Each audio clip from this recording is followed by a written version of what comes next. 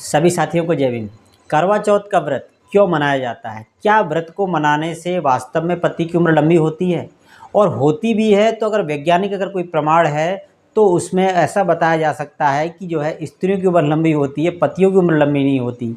इस बात को जो है मैं आज आपके सामने प्रस्तुत करूंगा। और इसके अलावा वास्तविक जो है इतिहास क्या है, हमें वास्तव में इसको मनाना चाहिए या नहीं मनाना चाहिए, और बौद्ध महिलाओं को क्या इसका जो है इस त्यौहार को जो है इस व्रत को करना चाहिए या नहीं करना चाहिए, और क्यों किया जाता है, इन सभी जो है प्रश्नों को उत्तर आप इस कड़ी में आज जानेंगे। तो शुरू करते हैं आज के इस विषय पर। तो इसमें त्योहारों के रहस्य, तो त्योहारों के रहस्य जो रोशन बौद्ध ने पुस्तक लिखी उसके कुछ अंश में आपके सामने प्रस्तुत करना चाहूँगा।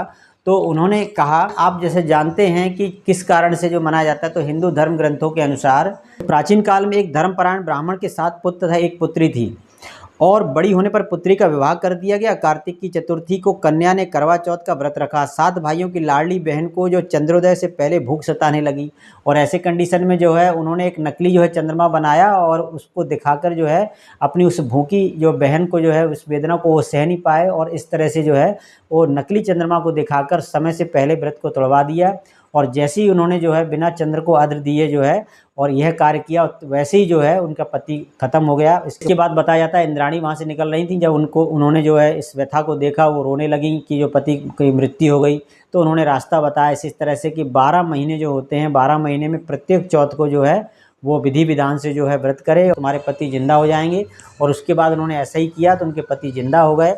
तो इस तरह से ये कथा भी बताई जाती है। तो इस कथा का प्रभाव निश्चित तौर से जो है स्त्रियों पर है, और ऐसा बताया भी जाता है कि ऐसे बहुत से जो है व्रत जो है महिलाओं ने रखे, और इस व्रत को भी कठोर जो है तपस्या की तरह उन्होंने बिना पानी अन्न जल ग्रहण किए उन्होंने व्रत को रखा, और इस आशा और विश्वास से कि उनके पति जिंदा हो जाएंगे, उनकी लंबी उम्र हो जाएगी, इस प्रकार जो अंधविश्वास को फैलाया गया। जबकि थोड़ा आप खुद सोचिए, क्या वास्तव में किसी के भूखे रहने से किसी की दूसरे की उम्र लंबी हो सकती है क्या?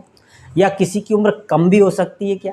ना तो उम्र कम हो सकती ना लंबी हो सकती। ठीक है, एक आस्था का मामला है, आप जो है अपने एक मानसिक या मन प्रेम के लिए जो भी है ऐसा कर सकते हैं, लेकिन इससे जो करने के पीछे कहीं ना कहीं जो है वो मन यानी प्रेम व्यवहार नहीं है, बल्कि एक तरह से आस्था है, और उस धर्म के पीछे स्त्री की गुलामी है, जहाँ पर स्त्री को केवल एक ही काम दिया गया है कि वो पतियों की सेवा करे, गुलामी करे। पति चाहे नालायक हो, चाहे शराबी कबाड़ी हो, कैसा भी हो, उसके लिए परमेश्वर है, और उसकी लंबी उम्र के लिए उसको ये सारे कार्य करने हैं। मतलब तो स्त्रियों को दास बनाकर रखा गया, गुलाम बनाकर रखा गया, धर्म के नाम पर रखा गया, और उसका ये जीता जागता उदाहरण है कि आज भी आधुनिक युग में जो है, वैज्ञानिक युग में भी जो है आज सबको पता है, और इतना तो पढ़े लिख गए हैं लोग कि इतना समझने लगे हैं कि ना तो भूखे रहने से ना तो व्रत करने से जो है हम किसी की उम्र लंबी कर सकते हैं, ना किसी की कम कर सकते। अगर ऐसा होता तो जो है आज एक भी जो है महिलाएं विधवा नहीं होती भारत में, या हिंदुओं में नहीं होती, ऐसा कह सकते हैं। अगर इससे लंबी उम्र हो रही होती तो जो है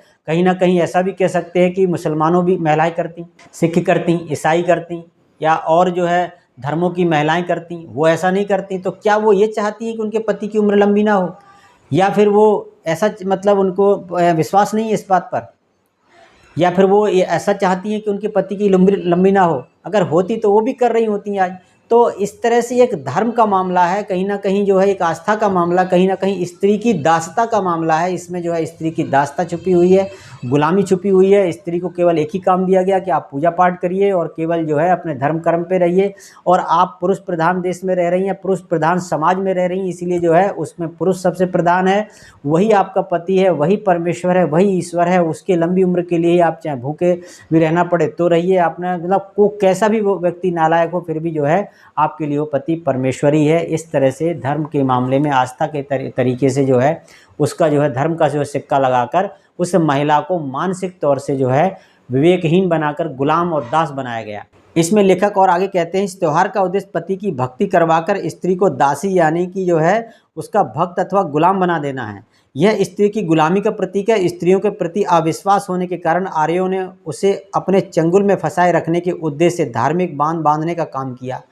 हिंदू धर्म गुरुओं की मान्यता रही कि स्वतंत्र हुए पर बिगड़े नारी, मतलब उसको स्वतंत्र मत रहने दो, किसी भी तरह हालत में जो गुलाम बना के रखो, और उसे भोग विलास की जो वस्तु बना के रखो, हर तरह से उसे जो है अंधविश्वास में फंसा के रखो। स्त्री को भुलावे में डालने के लिए ही जो है उसको देवी का रूप दे दिया, इतने सारे जो अवतार बता दिए, उसको चमत्कारी बना दिया, उसको पूजनीय बना दिया। जिस स्त्री को जो है किसी प्रकार का अधिकार नहीं था उसको जो है शस्त्र चलाने का अधिकार दे दिया, उसको जो है पूजनीय बना दिया। तो इस तरह से जो है उसको किसी न किसी तौर से भ्रमित करके उसको केवल भक्ति के मार्ग में यानी कि गुलाम बनाने की तरफ जो है उसको धकेला गया। इसके अलावा मनुस्मृति में आप देख सकते हैं जो 2 श्लोक आपके सामने यहाँ पर हैं। इसके लिए आप देख सकते हैं स्क्रीन पे, मनुस्मृति में भी कहा गया है स्त्रियों के लिए पृथक से कोई यज्ञ नहीं है, न व्रत है न उपवास है, केवल पति की सेवा से ही उसे स्वर्ग मिलता है, महिमा होती है। पति के जीते जो नारी उपवास और व्रत करती है वह पति की आयु को बाधा पहुंचाती है और नरक को जाती है। दोनों ही बातें जो है दोनों श्लोकों में विरोधाभासी हैं।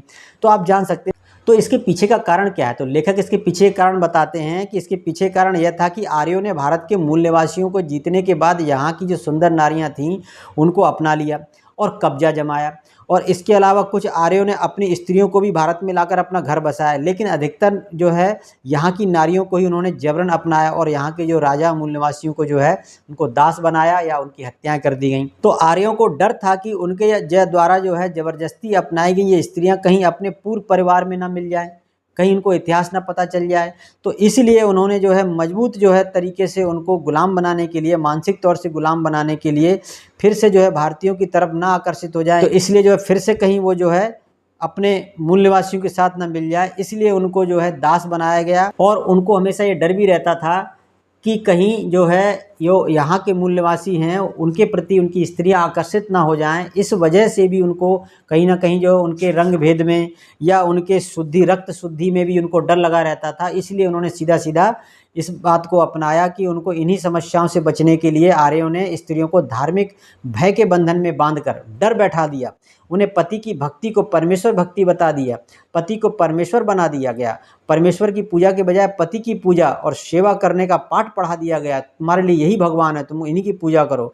और उन्हें पतिव्रता बनाने के लिए जो करवा चौथ का व्रत बना दिया गया ताकि आप पतिव्रता स्त्री रहें और किसी न तरह से जो है दूसरे पराये पुरुष की तरफ न जाएं। तो इस तरह से जो है उन्होंने इसका जो है त्योहार का निर्माण किया। तो इसकी आस्था को धर्म से जोड़ने के लिए शिव पार्वती, कार्तिकेय, चंद्रमा की पूजा से जोड़ दिया गया, मतलब बहुत सारी ऐसी बातें इसमें जोड़ दी गई। तो पति को परमेश्वर बनाकर पत्नी को सेविका बना दिया गया। नारी इस अन्याय को न समझ सके इसलिए शूद्रों के साथ उसकी शिक्षा पर भी रोक लगा दी गई। नारी की मानसिकता गिराने के लिए हिंदू धर्म शास्त्रों में उसे नरक का द्वार, नीच, दुष्ट, अपवित्र बना दिया गया और स्त्रियों को शिक्षा से वंचित कर दिया ताकि इन सारी चीज़ों को वो ना जान सके, ना समझ सके। और इसके बाद आर्य ब्राह्मण जो है नारी को भोग वस्तु मानकर भोगते रहे। यही नारी की जो है अधोगति की जो है पराकाष्ठा है। और आज भी वह नारी करवा चौथ के व्रत को अपना धर्म कर्म मानकर बड़ी श्रद्धा से करती है, पति को परमेश्वर मानती है और पुरुषों के अत्याचारों को सहती चली आ रही है। और यह परंपरा आज के भी इस आधुनिक युग में भी, जो इस 21वीं सदी में भी जो है लोग जो है आज भी उसी तरह से मनाते चले आ रहे हैं। और अपने जो है महिलाएं इतनी सब कुछ तरह संवैधानिक तौर से हक अधिकार मिलने के बाद भी मानसिक तौर से जो है उनको आज भी उसी गुलामी की जो बंधनों में जकड़ा गया है और वो आगे उसी तरह से बढ़ती जा रही हैं। यहाँ बात आती है जीवन साथी का सम्मान करना अच्छी बात है, इसमें कोई बुराई बात नहीं है, जीवन साथी का जो है सम्मान करना चाहिए, किंतु यह नैतिक सिद्धांत दोनों के लिए होना चाहिए, केवल एक के लिए ही नहीं, दोनों की तरफ से होना चाहिए। केवल नारी ही क्यों ढो रही है, पुरुष भक्ति का बोझ है आखिर क्यों ढो रही है। अफसोस तो तब होता है जब नारी भी अपनी इस दास्ता को अपनी नियति मानकर गर्व का अनुभव करती है, वो इसको अपना गर्व मानने लगती है। अगर वैसा ना करे तो वो जो आसपास की स्त्रियां हैं समाज में, तो उनको ऐसा महसूस होता है कि ये जो स्त्री जो धर्म कर्म की तरफ नहीं जा रही, अपने धर्म से जो विपरीत आचरण कर रही, कहीं ना कहीं हो सकता है इसके जो है पति जो है इसके लिए परमेश्वर नहीं है, कहीं ना कहीं ये स्त्री जो है अपने चरित्र जो है इनका जो है सही नहीं है। तो इस तरह से कई प्रकार के लांछन भी लगा दिए जाते हैं और कहीं ना कहीं उसे गर्व का महसूस भी कराया जाता है। और आज के समय में इतने सारे जो रीति रिवाज साथ में चीज़ें जोड़ दी गई हैं सुहाग के जो है नाम पर, तो ये सभी जो उस आस्था को जो है मजबूत बनाती हैं।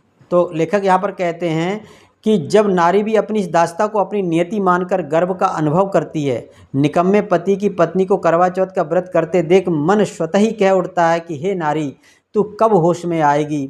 नारी को होश में रहने की ज़रूरत है। मूल निवासी बौद्ध महिलाओं को यह त्यौहार नहीं मनाना चाहिए। इस तरह से रोशन बौद्ध ने इस बात को कहा भी है। तो मैं आप सबके सामने प्रश्न रखना चाहता हूं, आप जरूर कमेंट्स कीजिएगा। वास्तव में चौथ के चंद्रमा को ही खराब क्यों बताया गया है और चंद्रमा का इसके पीछे क्या रहस्य है, और चंद्रमा को एक सेकंड दूसरा पति, पराया पति बताया गया है। क्योंकि आप देखते हैं परंपरा के पीछे कुछ बातें छुपी हुई होती हैं कि चंद्रमा को पहले देखा जाता है, चलनी से देखा जाता है, उसके बाद अपने पति को देखा जाता है। इसका मतलब वो चंद्रमा वो पति का स्थान ले रहा है, जबकि आज के समय वो ग्रह है, उपग्रह है और वो मिट्टी का है, कुछ भी नहीं वहाँ पर, लेकिन एक मान्यता दी गई है, उपमा दी गई है, वह जो है एक दूसरा पति है, पराया पति है, और उसको डायरेक्ट ना देकर इनडायरेक्ट देखना चाहिए। मतलब पर्दा प्रथा को भी बताया जा रहा है यहाँ पर कि पर्दे में रहना चाहिए, अपने पति को डायरेक्ट देखना चाहिए। तो कहीं ना कहीं जो घूंघट की प्रथा के लिए भी जो है यह जिम्मेदार है। और ये चौथ को ही क्यों, ये भी एक कारण है। तो चौथ का चंद्रमा इतना खराब क्यों बताया गया, तो इसके पीछे क्या रहस्य है, अगर आपको अगर जानकारी है तो जरूर कमेंट्स में बताइएगा। एक रामायण में चौपाई जरूर मैं आपके सामने रखना चाहूँगा। तो उसमें ऐसा कहा भी जाता है, जो आपन चाहे कल्याणा सुजस सुमति सुभगति सुख नाना, सो पर नार लेलार गोसाई तजऊ चौथ के चंद के नाई।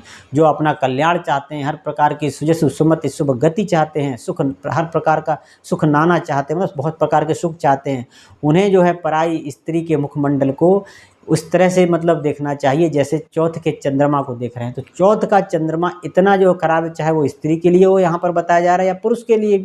यहाँ पर स्त्री को भी चौथ के चंद्रमा के समान बताया गया कि उसको भी नहीं देखना चाहिए।